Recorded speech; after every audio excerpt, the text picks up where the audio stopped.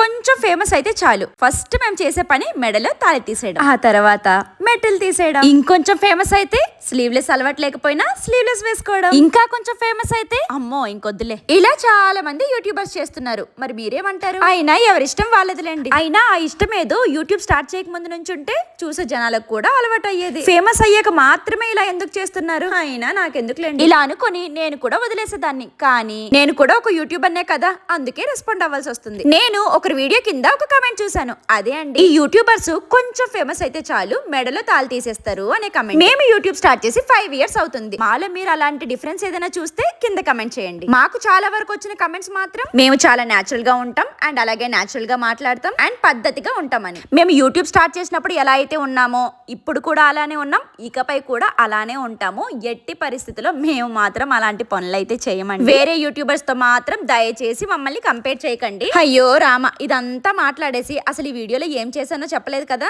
Tiffin కి గుంత పొంగనాలు చట్నీ చేశాను అండ్ పాపకి స్నాక్స్ కి డైలీ నేను ఫ్రూట్సే పెడతాను. ఎందుకంటే ఇంట్లో తినరు కదా, స్కూల్లో అయినా టీచర్స్ కి భయపడి తింటారనేసి పెడతాను.